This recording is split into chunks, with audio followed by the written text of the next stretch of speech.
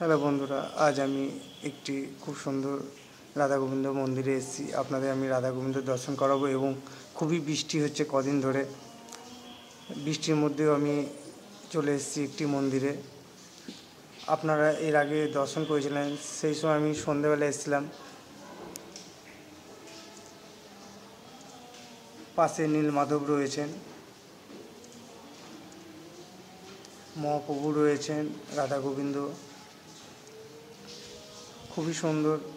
সেই সময় আমি ঠিকঠাক ভিডিওটা করতে পারিনি। আজকে আপনাদের জন্য আমি আবারও চলে এসেছি। আপনারা বিগ্রহ দর্শন করছেন, এবার আপনাদের আমি সাইডটা ঘুরিয়ে দেখাবো।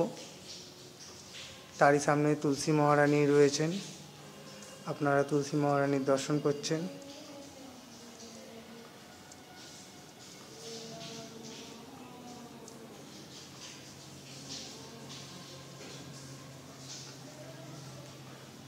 এটি খুবই পুরনো এই মন্দিরটি। এটি ধোবাপাড়াতেই।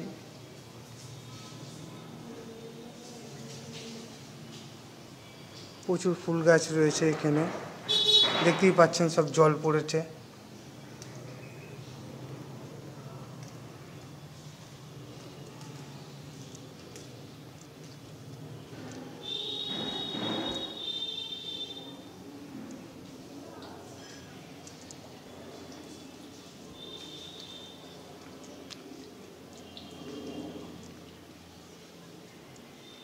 এবার আপনাদের আমি মন্দিরের চূড়াটা দেখাবো, তা চলুন। তুলসী রানীর বাগান, গোবিন্দ সেবায় তুলসী তো লাগেই এবং প্রচুর ফুল গাছ আছে।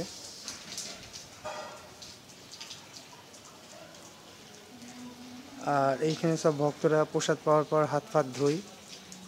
এটি মন্দিরের গেট।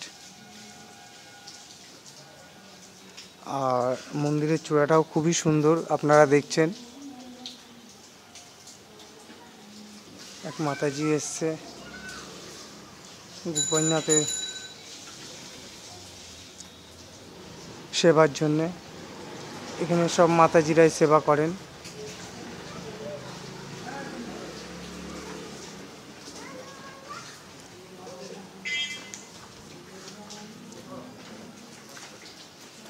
এবার আপনাদের আমি ভগবানের ভোগ হয় যেখানটা, সেটাই তো আমি ঢুকতে পারবো না, আপনাদের আমি সামনে থেকে দেখাচ্ছি নন্দনসহাটা। এখানেও প্রচুর গাছপালা রয়েছে।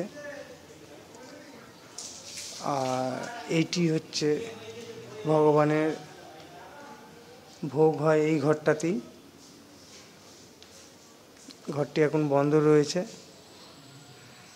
তা চলুন আপনাদের আমি আর একবার বিগ্রহ দর্শন করিয়ে আমার ভিডিওটা আমি শেষ করব। এবং এইখানেই ভগবত কথা হয়, ভক্তরা শ্রবণ করে এবং মঙ্গল আরতি, সন্ধ্যা আরতি এখান থেকেই সবাই দর্শন করে। নাম সংকীর্তনও এখানেই হয়, খুবই বড়।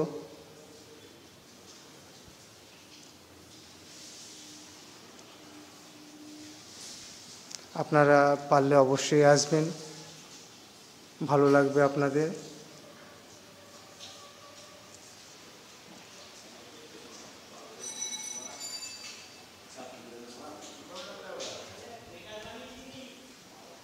তারই পাশে মহারাজের একটি ছবি রয়েছেন।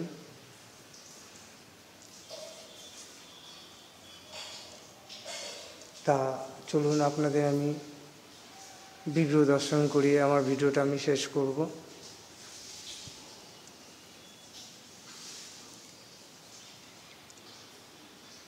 ডান সাইডে নীলমাধব আছে, রাধারানী রয়েছে।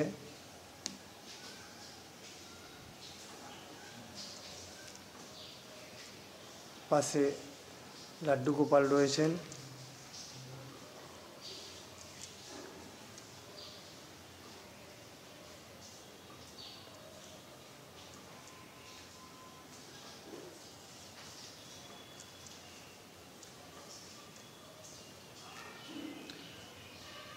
আমার ভিডিওটা আমি এখানেই শেষ করলাম।